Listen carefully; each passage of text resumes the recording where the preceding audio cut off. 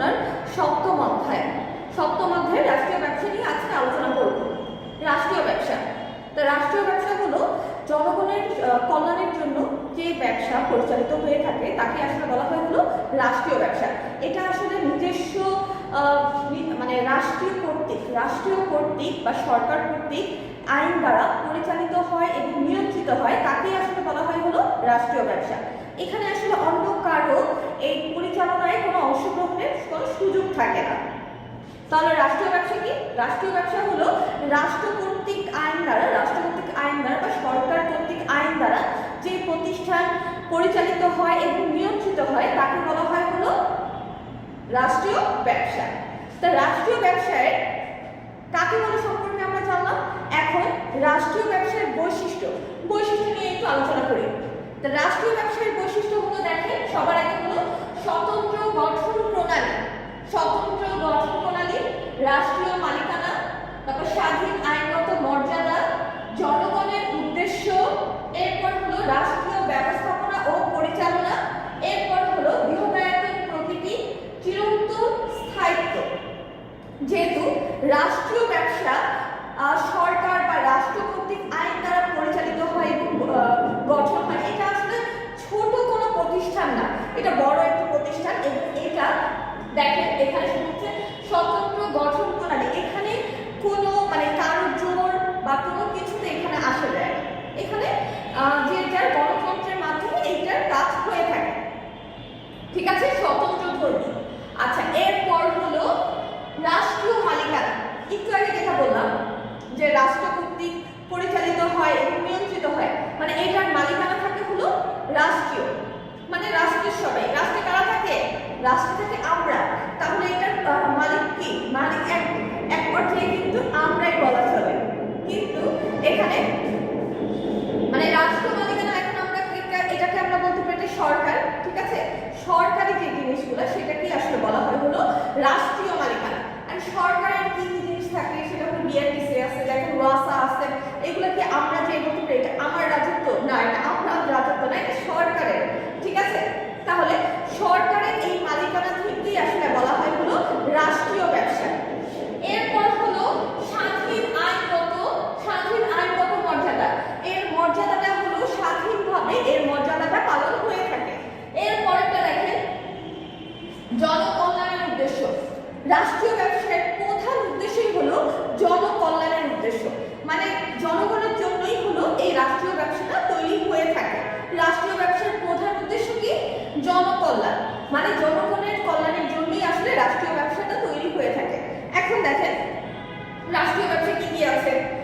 আমি একটু আগে বিআরটিসি বললাম, এরপর হলো চিনি কল, তারপর রাসায়নিক শিল্প, তারপর আমরা মনে করেন কোথাও ঘুরতে গেলে সেখানে কি থাকে? আমরা অবশ্যই মনে করি সেখানে কোনো আত্মীয় নেই, ঠিক আছে, ওখানে কোনো আত্মীয় নেই, তখন আমরা কোথায় থাকবো? অবশ্যই হোটেলে থাকবো। এই যে হোটেলে থাকতেছি, এটা কি পর্যটন শিল্পের মধ্যে পড়ে না?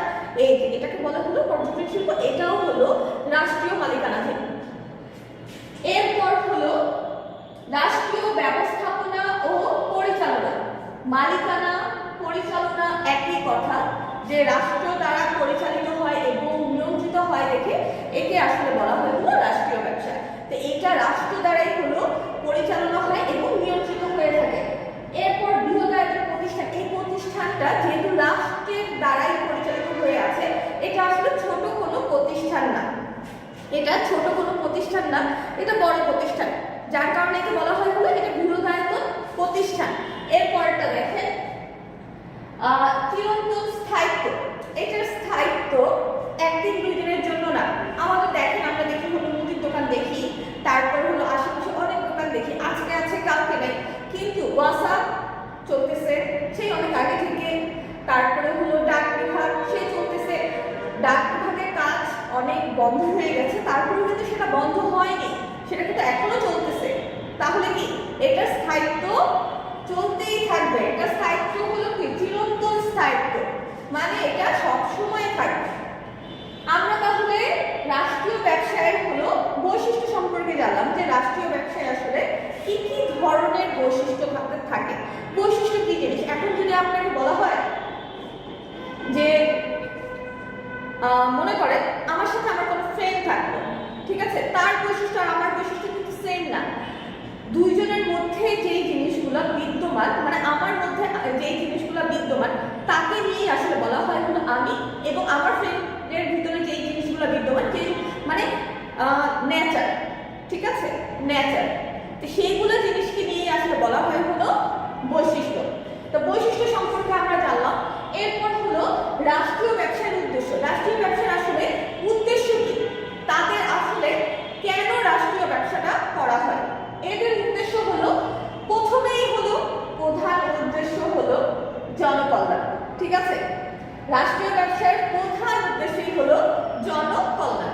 কারণ হলো মানুষের সুবিধার জন্য বা জনগণের সুবিধার জন্য বা জনগণের কল্যাণের জন্য আসলে এই ব্যবসাটা করা হয়ে থাকে, জনগণের কল্যাণের জন্য আসলে এই ব্যবসাটা করা হয়ে থাকে। তো এটা হলো প্রধান উদ্দেশ্য। এরপরে হলো অর্থনৈতিক ব্যবস্থার পরিবর্তন। অর্থনৈতিক ব্যবস্থার পরিবর্তন বলতে হলো আমি যে অবস্থাটা আছে সেটা আসলে কি পরিবর্তন হয়ে থাকে, সেটা চেঞ্জ, পরিবর্তন ইংলিশ আমরা জানি, সেটা হলো চেঞ্জ। তা অর্থনৈতিক ব্যবস্থার হলো পরিবর্তন হয়ে থাকে।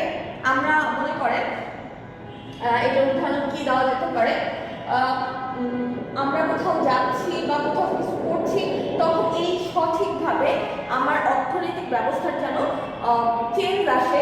অবশ্যই আমরা যে কোনো জিনিস, ব্যবসার প্রধান উদ্দেশ্য কি মুনাফা অর্জন করা, মুনাফা অর্জন করা, কিন্তু রাষ্ট্রীয় ব্যবসার মূল উদ্দেশ্য হলো জনকল্যাণ করা, ঠিক আছে, জনগণের কল্যাণ। আর এখানে দ্বিতীয় নম্বরে আছে হলো অর্থনৈতিক ব্যবস্থাগুলো পরিবর্তন হয়ে থাকে, মানে অর্থনৈতিক আমাদের যা আছে তার থেকে হলো সুবিধার জন্য, তাদের উন্নতির জন্য যা করা হয়ে থাকে তাকেই বলা হয় হলো অর্থনৈতিক ব্যবস্থার পরিবর্তন। এরপর হলো সম্পদের সুষম বন্টন। সম্পদের সুষম বন্টন বলতে বোঝায় হলো সম্পদ যেন সঠিকভাবে আমি, মনে করেন আমার কাছে আছে 10 টাকা, ঠিক আছে, সেই 10 টাকাকে আমি ভাগ করলাম যে আমি এই কাজটা করবো, 2 টাকা আমি এই কাজ করবো, 3 টাকা আমি ওই কাজ করব, বাকি 2 টাকা আমি এটা করব, বা বাকি 5 টাকা আমি ওই কাজ করব। এই যে সম্পদকে সঠিকভাবে ব্যবহার করাকেই বলা হয় হলো সম্পদের সুষম বন্টন। সম্পদটাকে সঠিকভাবে ব্যবহার করাকেই আসলে বলা হয় হলো সম্পদের সুষম বন্টন। তাহলে আমরা সম্পদের সুষম বন্টন সম্পর্কেও জানলাম। এরপর হলো একচেটিয়া ব্যবসায়েরও, একচেটিয়া ব্যবসা থেকে এটা দূরে থাকে। একচেটিয়া ব্যবসা মনে করেন যে কোনো একটা ব্যবসা এটা চলতেই আছে, সেই জিনিসটাকে আসলে রোধ করে হলো এই রাষ্ট্রীয় ব্যবসা। এখন মনে করেন মাঝখানে হলো ওই যে পেঁয়াজের দাম, অনেক কিছুর দাম অনেক সময় বেড়ে যায় না, তখন কিন্তু রাষ্ট্রের দ্বারা বা সরকারের দ্বারা আমরা দেখি না রাস্তাঘাটে পেঁয়াজ বিক্রি করে, তারপর আটা বিক্রি করে, তেল বিক্রি করে। এই জিনিসটা রোধ করার জন্য কি রাষ্ট্রীয় ব্যবসা কিন্তু মুখ্য উদ্দেশ্য পালন করে থাকে। এরপর হলো সুষম শিল্পায়ন। শিল্পায়ন হলো শিল্পের উন্নয়নকে আসলে বলা হয় হলো শিল্পায়ন। তা সুষম শিল্পায়ন হলো সঠিকভাবে শিল্পকে উন্নয়ন করাকে আসলে বলা হয় হলো সুষম উন্নয়ন, শিল্পায়ন। আচ্ছা, এরপর হলো মুদ্রা ব্যাংক ব্যবস্থার নিয়ন্ত্রণ। মুদ্রা ব্যাংক ব্যবস্থার নিয়ন্ত্রণ, আচ্ছা, ব্যবস্থার নিয়ন্ত্রণ।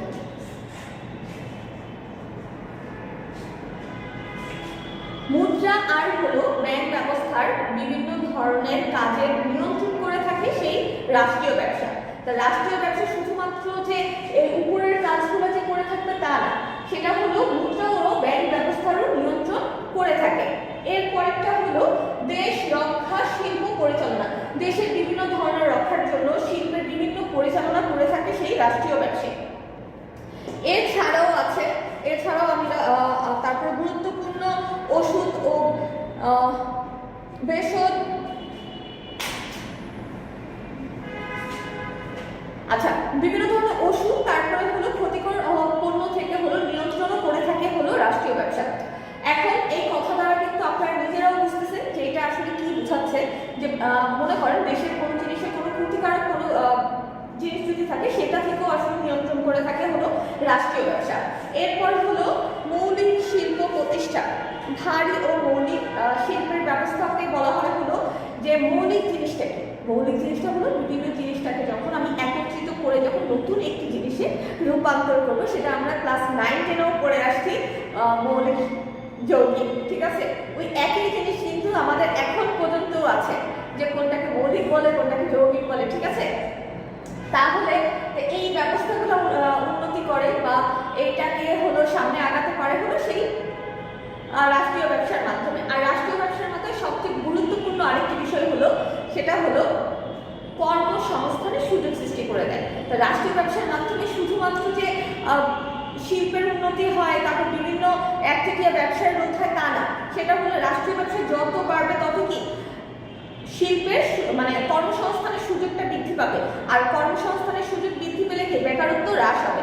তাহলে শুধুমাত্র যে নিজেদের বা জনগণের উদ্দেশ্যের জন্য যে কাজ করা হচ্ছে, এটার মুখ্য উদ্দেশ্যই হলো কি জনকল্যাণ, আর হলো কি এই যে কর্মীদের সুযোগ দিচ্ছে, যার কারণে দেশের একটি বড় ধরনের একটি বাধা থেকে কিন্তু দূর করছে হলো এই রাষ্ট্রীয় ব্যবসায়। কারণ হলো জনগণ থেকেই তো এই কর্মসংস্থানের সুযোগ সৃষ্টি করা হচ্ছে।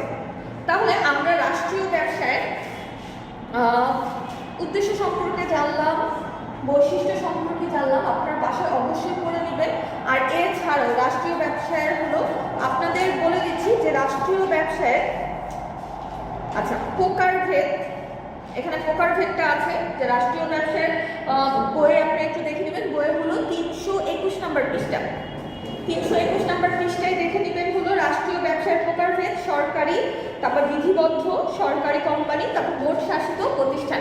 তো এগুলো পড়ার পরেও আপনাদের প্রত্যেকটা রাষ্ট্রীয় ব্যবসার আছে, যেমন ওয়াসা বলেন, ওয়াসা কত সালে প্রতিষ্ঠিত হয়েছে, এখানে আপনাদের বোঝানোর মতো তেমন কিছুই নেই, এই অধ্যায়ের বোঝানোর মতো তেমন কিছুই নেই। কিন্তু আরেকটা জিনিস মোস্ট ইম্পর্টেন্ট, আপনারা একটু দেখে নেন, দেখতে পাচ্ছেন কিনা আমি আসলে বুঝতেছি না, হ্যাঁ দেখা যাচ্ছে, এই যে 7.7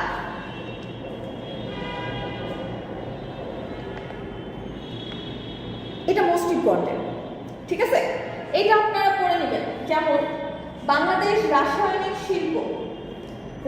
শিল্প সংস্থা, এটা ব্যবসায়ের প্রকৃতি হলো শিল্প, এটার ব্যবসায়ের প্রকৃতি হলো শিল্প, আর নিয়ন্ত্রণকারী প্রতিষ্ঠানের নাম হলো শিল্প। মানে এটার ব্যবসার প্রকৃতি সম্পর্কে বলা হয়েছে, এটার একটা পার্ট। আর হলো এটাকে নিয়ন্ত্রণ করে কারা, এটা নিয়ন্ত্রণ কারা করে সেটাও এখানে উল্লেখ আছে। তা এই জিনিসটা আপনাদের পড়ে রাখতে হবে। এইখান থেকে শুধুমাত্র এই 7.7 থেকে আপনারা 2 মার্ক পাবেন। বোঝা গেল? এখান থেকে আপনারা টোটাল 2 মার্ক পাবেন শুধু এইটা পড়লে। এইটা পড়লেই আপনারা 2 মার্ক পাবেন, কারণ হলো এখান থেকে আপনাদের এমসিকিউ আসবে, এই এমসিকিউ থেকে আপনাদের 2 মার্ক করে নিতে হবে। ঠিক আছে, তারপর এটা শর্ট ফর্ম লেখা থাকবে, সেটাকে আপনাকে হলো ফুল ফর্মে রূপান্তর করতে হবে। যেমন এখানে বিসিআইসি লেখা, টিসিবি লেখা। ঠিক আছে, তারপর হলো পাটকলটা লেখা হলো BJMC, বাংলাদেশ পাটকল সংস্থা, এটা শর্ট ফর্ম। ঠিক আছে, তারপর হলো বাংলাদেশ ব্যাংকের হলো প্রকৃতি হলো কেন্দ্রীয় ব্যাংক, আর এটা নিয়ন্ত্রণকারী মন্ত্রণালয়ের নাম হলো অর্থ মন্ত্রণালয়, এটাকে হলো নিয়ন্ত্রণ করে থাকে। তাহলে কোন মন্ত্রণালয় হলো এদেরকে নিয়ন্ত্রণ করে সেটা কিন্তু এখানে উল্লেখ করা হচ্ছে। তো এই জিনিসগুলো আপনারা পড়ে নেবেন। এখানে টোটাল আছে হলো 14টা, বাংলাদেশ রাসায়নিক শিল্প সংস্থা, বাংলাদেশ পাটকল সংস্থা, বাংলাদেশ বিদ্যুৎ উন্নয়ন বোর্ড, বাংলাদেশ বাণিজ্যিক সংস্থা, বাংলাদেশ ব্যাংক, বাংলাদেশ সড়ক পরিবহন সংস্থা, বাংলাদেশ রেলওয়ে, বাংলাদেশ পর্যটন সংস্থা, বাংলাদেশ বিমান, বাংলাদেশ বন উন্নয়ন সংস্থা, বাংলাদেশ বাংলাদেশ অভ্যন্তরীণ জল পরিবহন সংস্থা, বাংলাদেশ বস্ত্রকল সংস্থা, বাংলাদেশ টেলিগ্রাম ও টেলিফোন বোর্ড, বাংলাদেশ তৈল গ্যাস ও খনিজ সম্পদ সংস্থা। এদেরকে প্রকৃতি, এটা কোন প্রকৃতির মধ্যে পড়ে এবং এদেরকে নিয়ন্ত্রণ করে কোন মন্ত্রণালয়, সেটা কিন্তু এখানে উল্লেখ আছে। তো এই জিনিসগুলো পড়তে হবে। এর সাথে হলো দেখেন, আপনারা একটু বইটা খুলে দেখবেন, এখানে আপনাদের বোঝানোর মতো তেমন কিছুই নেই। কারণ হলো ওয়াসা বলেন, তারপর এখানে যতগুলো আমি 14টার নাম বললাম, সেই 14টা নামের মধ্যে এগুলোর মধ্যে আপনারা দেখবেন হলো কত সালে হয়েছে, কত সালে আবার নতুন কিছু অ্যাড হলো, তারপর কত সালে এখান থেকে বিচ্ছিন্ন হয়ে গেল বাংলাদেশ রেলওয়ে যেটা আছে, তারপরে হলো বাংলাদেশ ডাক বিভাগের নতুন যে অনেক কিছু সংযোজন হয়েছে সেগুলো আপনাদের পড়ে নিতে হবে, সংযোজন হয়েছে নতুনগুলা।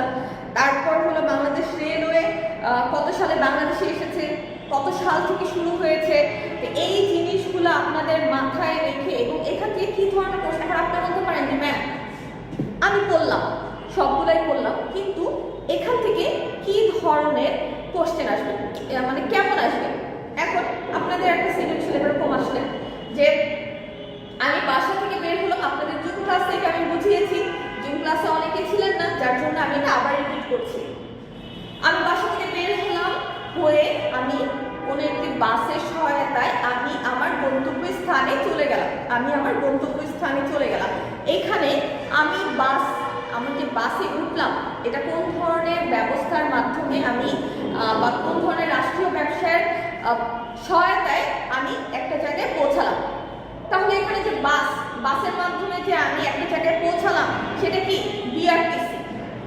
এখন মনে করেন যে আমি এরকম লেখা থাকলো যে আমি একটা জায়গায় গেলাম, ঘুরতে গেলাম, ঠিক আছে, ঘুরতে যাওয়ার পর সেখানে আমি কোনো একটা হোটেলে থাকছি এবং বিভিন্ন ধরনের ঝামেলা থেকে সহায়তা করার জন্য আমাকে হেল্প করছে একটা প্রতিষ্ঠান। সেই প্রতিষ্ঠানের নাম কি? সেই প্রতিষ্ঠান হলো বাংলাদেশ পর্যটন শিল্প, ঠিক আছে।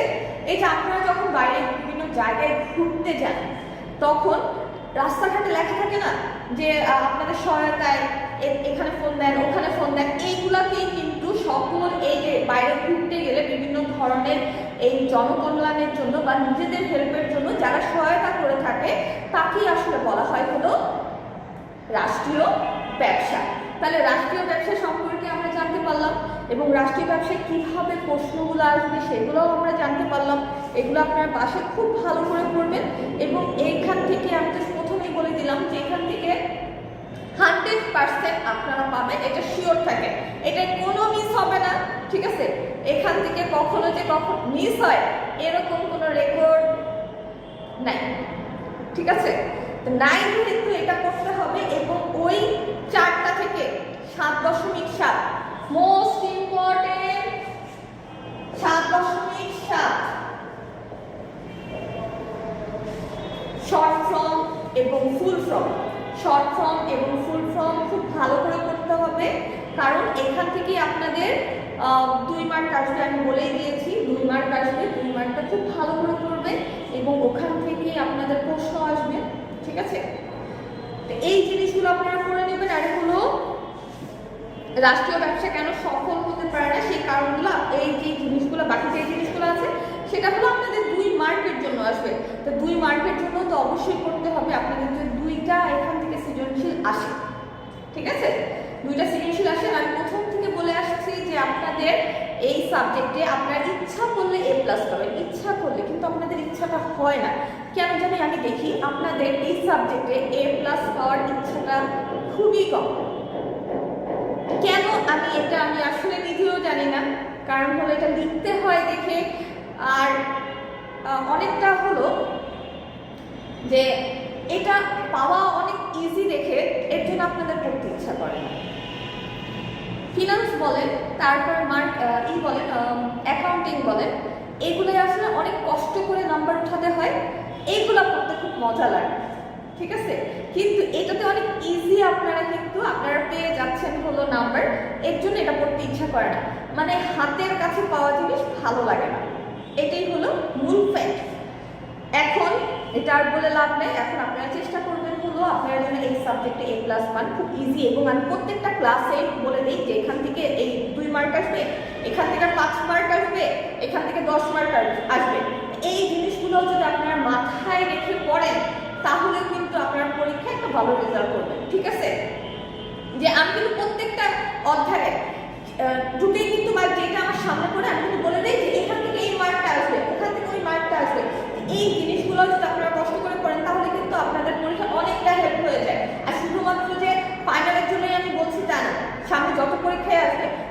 কিন্তু আসবে, সামনে যে আপনাদের পরীক্ষা ওখান থেকেও কিন্তু আসবে। কারণ হলো এছাড়া আমরা প্রশ্ন কোথা থেকে বানাবো বলেন? ইম্পর্টেন্ট জিনিস থেকেই তো আমরা বানাবো। যেহেতু ফাইনালে যে জিনিসটা আসবে সেটা বাদ দিয়ে কি আমরা অন্য কিছু দিতে পারি? অন্য কিছু দিব না। তার মানে কি এই সাজেশনগুলো শুধুমাত্র যে আপনাদের ফাইনালের জন্য তা না, আপনার সামনে যত পরীক্ষা আছে এইটা থেকেই আসবে। তাহলে আজকে এই পর্যন্তই। আল্লাহ হাফেজ। বাসায় পড়াশোনা করবেন। আল্লাহ হাফেজ।